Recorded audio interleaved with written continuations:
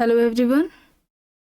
आज की इस क्लास में जनसंख्या की समस्या से संबंधित प्रश्नों को देखने वाले हैं। क्लास स्टार्ट हो इससे पहले आप सभी इस वीडियो को ज़्यादा से ज़्यादा लोगों के साथ शेयर ज़रूर कर दीजिए।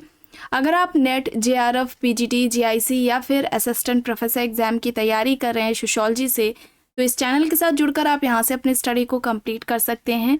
प्लेलिस्ट में उन सभी वीडियोज़ के फोल्डर्स मिल जाएंगे, आप वहाँ से उन वीडियोज़ को देख सकते हैं।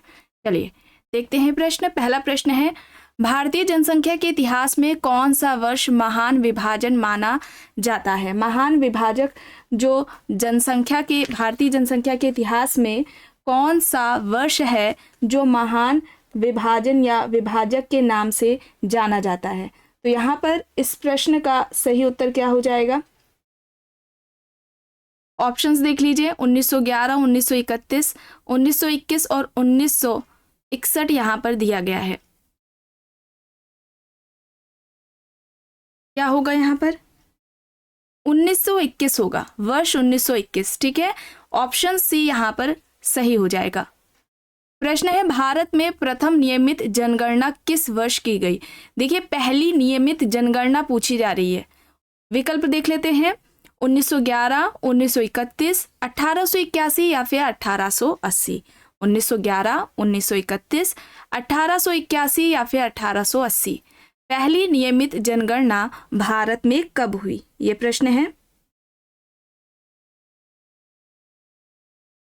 और ये जनगणना हुई थी 1881 में। ठीक है, ध्यान रखिएगा, पहली नियमित जनगणना 1881 में हुई थी, जबकि पहली जनगणना 1872 ईस्वी में हुई थी। ठीक है, लॉर्ड मेयो के कार्यकाल में। आपने देखा होगा इस तरीके से प्रश्न पूछा जा चुका है कई बार नेट के पेपर में भी। ठीक है, लॉर्ड मेयो के कार्यकाल में 1872 में पहली जनगणना हुई थी। और नियमित जनगणना पूछी जाए, पहली नियमित जनगणना, तो 1881 हो जाएगा। यहाँ पर इस प्रश्न का सही उत्तर विकल्प सी हो जाएगा। प्रश्न है, 2011 की जनगणना के आधार पर वह कौन सा राज्य है जहां जनसंख्या कम हुई है? आइए देखते हैं विकल्प में क्या है राज्य। अरुणाचल प्रदेश, नागालैंड, हिमाचल प्रदेश, गोवा है। ठीक है, अरुणाचल प्रदेश, नागालैंड, हिमाचल प्रदेश, गोवा यहाँ पर दिए गए हैं। 2011 की जनगणना के आधार पर वह कौन सा राज्य है जहां जनसंख्या कम हुई है? तो कौन सा हो जाएगा राज्य? नागालैंड। ठीक है, नागालैंड होगा, बी यहाँ पर इस प्रश्न का सही उत्तर हो जाएगा। प्रश्न है, जनसंख्या का जैविकीय सिद्धांत इनमें से किससे संबंधित है? जनसंख्या का जैविकीय सिद्धांत इनमें से किसने दिया है? स्पेंसर, माल्थस, ड्यूमो, किंग्सले डेविस हैं यहाँ पर ऑप्शंस। जनसंख्या का जैविकीय सिद्धांत इनमें से किसने दिया है? स्पेंसर, माल्थस, ड्यूमो, किंग्सले डेविस हैं यहाँ पर। स्पेंसर ने। ठीक है, स्पेंसर ने जनसंख्या का जैविकीय सिद्धांत दिया था, तो यहां पर हो जाएगा ऑप्शन ए सही। प्रश्न है, भारत की जनगणना 2011 के अनुसार सबसे अधिक जनसंख्या वाला राज्य कौन सा है? महाराष्ट्र, राजस्थान, बिहार या फिर उत्तर प्रदेश? बताइए क्या होगा? क्या होगा यहाँ पर? भारत की जनगणना 2011 के अनुसार सबसे अधिक जनसंख्या वाला राज्य कौन सा है?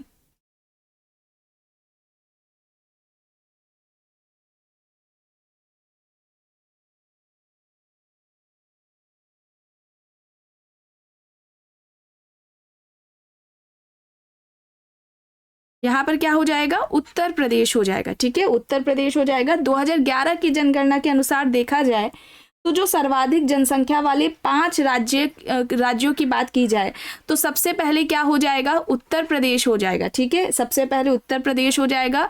दूसरे नंबर पर क्या हो जाएगा? महाराष्ट्र। ठीक है, यहाँ पर देख लीजिए, दूसरे नंबर पर क्या हो जाएगा? महाराष्ट्र हो जाएगा। तीसरे नंबर पर बिहार हो जाएगा। तीसरे नंबर पर बिहार हो जाएगा और चौथे नंबर पर पश्चिम बंगाल हो जाएगा। ठीक है, चौथे नंबर पर पश्चिम बंगाल हो जाएगा और 5वें नंबर पर आंध्र प्रदेश हो जाएगा। ठीक है, 5वें नंबर क्या हो जाएगा? आंध्र प्रदेश। पहले नंबर पर उत्तर प्रदेश है, दूसरे नंबर पर महाराष्ट्र है, तीसरे नंबर पर बिहार है, चौथे नंबर पर पश्चिम बंगाल और 5वें नंबर पर आंध्र प्रदेश है। 2011 की जनगणना के अनुसार सर्वाधिक 5 राज्यों के बारे में अभी आपको यहाँ पर बताया गया। यहाँ पर डी होगा सही। चलिए आगे देखते हैं। प्रश्न है, भारत में जनगणना 2011 के अनुसार प्रति 1000 पुरुषों पर स्त्रियों की संख्या का क्या अनुपात था? 830, 910, 940 या फिर 950? 2011 की जनगणना पूछी जा रही है। इसमें प्रति 1000 पुरुषों पर स्त्रियों की संख्या का क्या अनुपात था?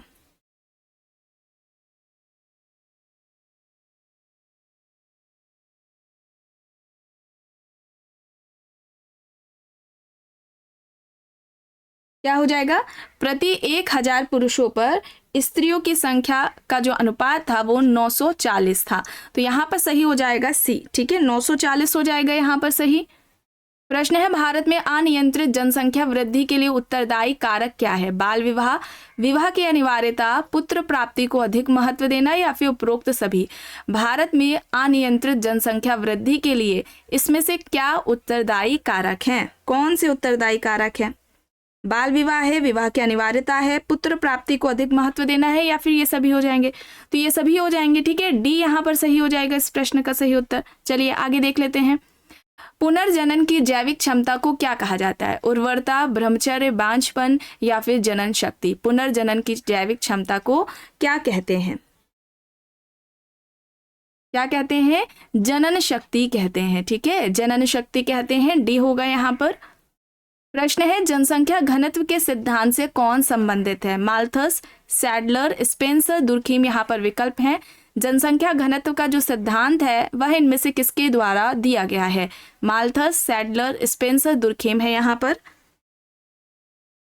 तो यहाँ पर क्या हो जाएगा? सैडलर। ठीक है, सैडलर ने जनसंख्या घनत्व का सिद्धांत दिया था।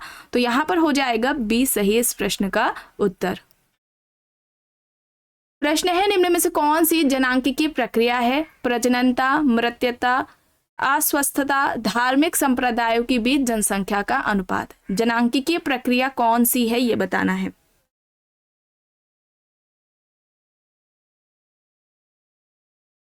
तो यहाँ पर ऑप्शन ए हो जाएगा। ठीक है, फर्स्ट एंड सेकंड हो जाएगा। ऑप्शन ए यहाँ पर सही होगा। निम्न में से किसने जनसंख्या घनत्व को श्रम विभाजन से संबंध बताया? Herbert Spencer, Adam Smith, Durkheim या फिर मैक्स वेबर? जनसंख्या घनत्व का श्रम विभाजन से संबंध है, ये बात किसने कही है? ये जनसंख्या घनत्व श्रम विभाजन से संबंधित है, यह कहना किसका है? Herbert Spencer, Adam Smith, Durkheim, max weber है यहाँ पर ऑप्शंस। सही हो जाएगा हर्बर्ट स्पेंसर। ठीक है, हर्बर्ट स्पेंसर होगा। ऑप्शन ए होगा यहाँ पर सही। प्रश्न है, किस राज्य केंद्र शासित प्रदेश में भारत की जनगणना 2011 के अनुसार अनुसूचित जनजातियों का प्रतिशत न्यूनतम है? बिहार, उत्तराखंड, उत्तर प्रदेश, केरल है यहाँ पर। भारत की जनगणना 2011 के अनुसार इनमें से किस राज्य या केंद्र शासित प्रदेश में अनुसूचित जनजातियों का प्रतिशत न्यूनतम है?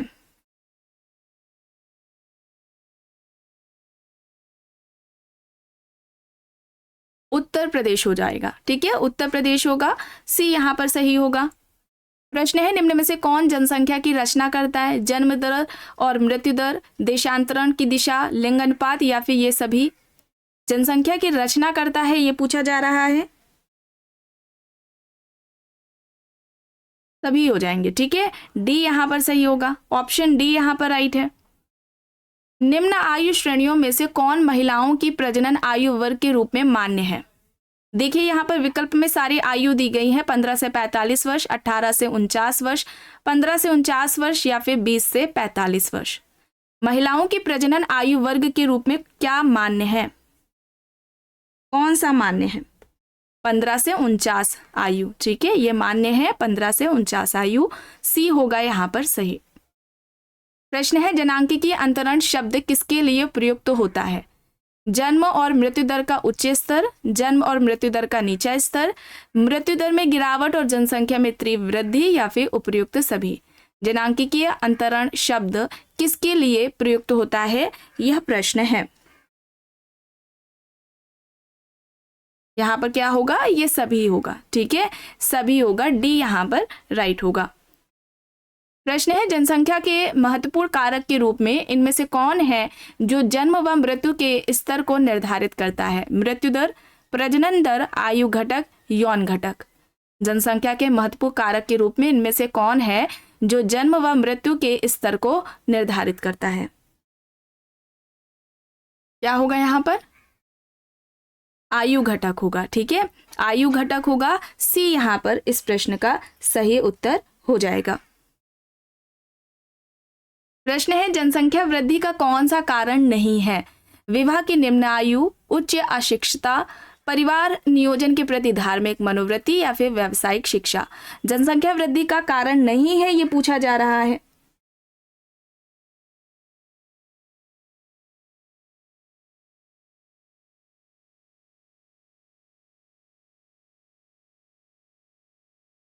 तो क्या होगा, व्यावसायिक शिक्षा नहीं होगी। ठीक है, व्यावसायिक शिक्षा नहीं होगी, डी यहाँ पर सही होगा। प्रश्न है, भारत में निम्न में से कौन सर्वाधिक जनसंख्या वाला राज्य है। राजस्थान, बिहार, मध्य प्रदेश, उत्तर प्रदेश।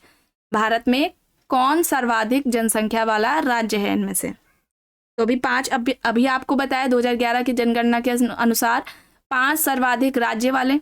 ठीक है, बताया गया ना, उत्तर प्रदेश। ठीक है, सबसे पहले नंबर पर क्या है, उत्तर प्रदेश है। दूसरे नंबर पर क्या आपको बताया गया, महाराष्ट्र। तीसरे नंबर पर बिहार है। चौथे नंबर पर पश्चिम बंगाल और 5वें नंबर पर आंध्र प्रदेश। तो यहाँ पर डी होगा, उत्तर प्रदेश। प्रश्न है, निम्न में से कौन सा जनांकीय प्रक्रिया से संबंधित नहीं है। जन्म दर, मृत्यु दर, प्रवास, रोगग्रस्तता। जनांकीय प्रक्रिया से संबंधित नहीं है पूछा जा रहा है। तो जन्म दर, मृत्यु दर, प्रवास, ये सभी हो जाएंगे। यहाँ पर ऊपर के 3 होंगे, रोगग्रस्तता नहीं होगा। ठीक है, डी यहाँ पर सही होगा। देखिए, इन्फॉर्मेशन आप सभी को देनी थी। आप में से जितने भी लोग Bihar PGT, UP PGT exam की तैयारी कर रहे हैं, देखिए आप सभी को यहाँ पर 1000 से ज़्यादा प्रश्न प्रोवाइड कराए जा रहे हैं, साथ में उनका उत्तर भी है। ठीक है, एमसीक्यूज कितने हैं, 1000 से ज़्यादा हैं, और साथ ही में इंपॉर्टेंट टॉपिक्स के नोट्स हैं। नोट्स कौन कौन से हैं उन्हें भी एक बार ध्यान से सुन लीजिए। समाजशास्त्र क्या है, उसकी परिभाषा, विषय क्षेत्र। समाज क्या है, उसकी परिभाषा, विशेषताएं। समाज के प्रकार कौन कौन से समाजशास्त्रियों ने बताए हैं। कृषक समाज, ग्रामीण समाज, नगरीय समाज। फिर समुदाय, समिति, संस्था है। परिवार, विवाह, नातेदारी, सामाजिक संरचना, संस्कृति, परिस्थिति एवं भूमिका, समाजीकरण, सामाजिक नियंत्रण, सामाजिक स्थिरीकरण, सामाजिक विघटन, अपराध, सामाजिक परिवर्तन, सामाजिक प्रक्रिया, और जो समाजशास्त्र की महत्वपूर्ण पुस्तकें और अवधारणाएं हैं उन सभी को इसमें शामिल किया गया है। ठीक है, ये सभी आपको पीडीएफ फॉर्मेट में मिल जाएंगे, और अभी इसके लिए आपको 199 पे करना है। ठीक है, और ये ऑफर है, ये आपका 20 सितंबर। ठीक है, 20 सितंबर तक ये आपको 199 में मिलेगा। उसके बाद इसके जो फीस होगी वो बढ़ा दी जाएगी। देखिए, यहाँ पर पेमेंट प्रोसेस भी दिया गया है। ये यूपीआई आईडी है, इस पर पेमेंट करना है, और पेमेंट का स्क्रीनशॉट इस व्हाट्सएप नंबर पर देना है। व्हाट्सएप नंबर है 790 555 3851। इस पर आप स्क्रीनशॉट दे दीजिएगा, और इसी व्हाट्सएप नंबर से आपको पीडीएफ प्रोवाइड करा दी जाएगी।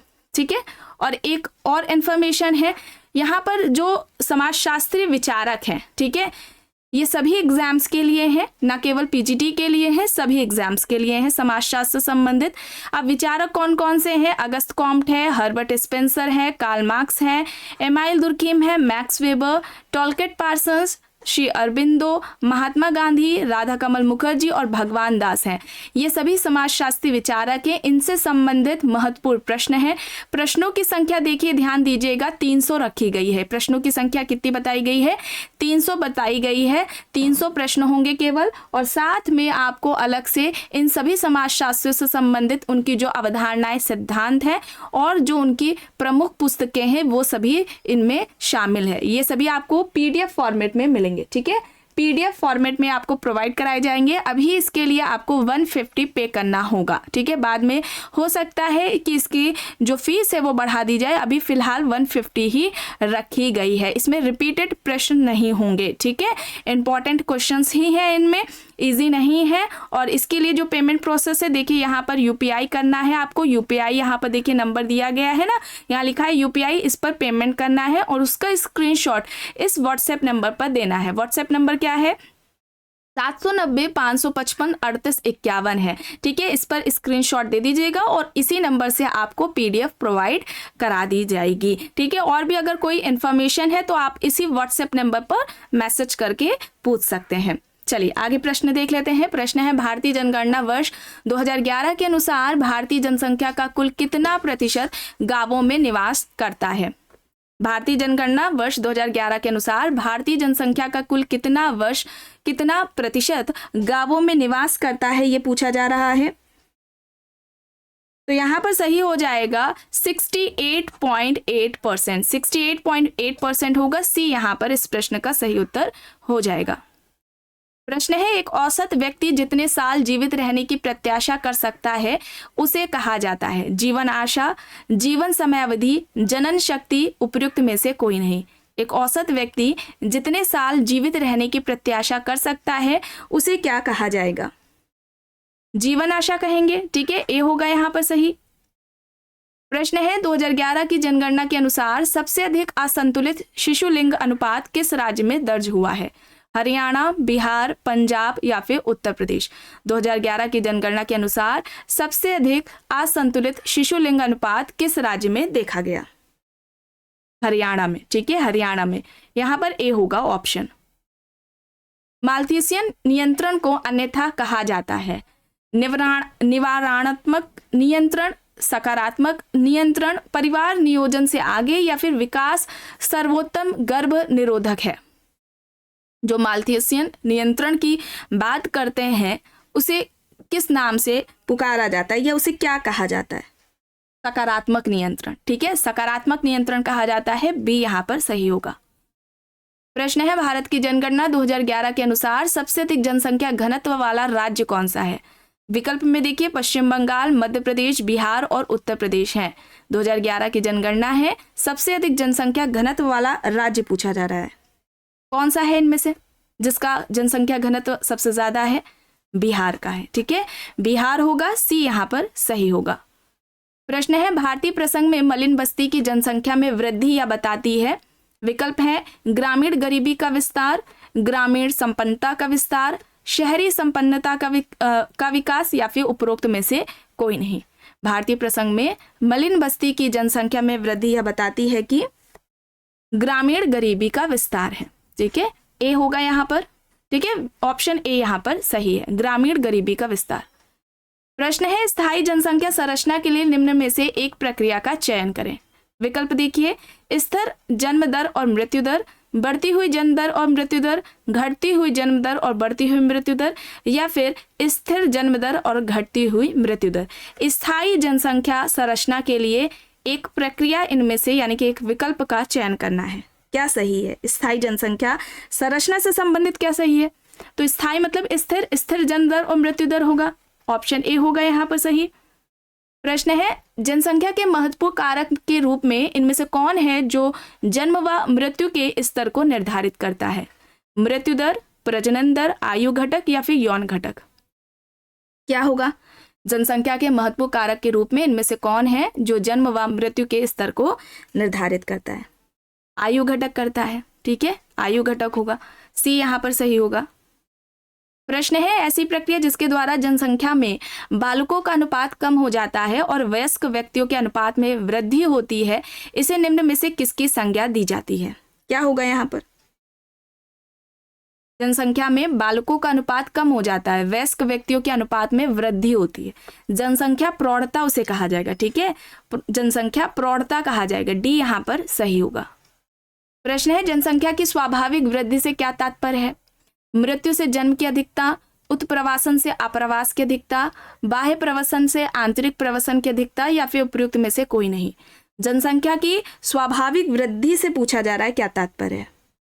मृत्यु से जन्म की अधिकता, ठीक है, मृत्यु से जन्म की अधिकता होगा, यहाँ पर ए सही होगा।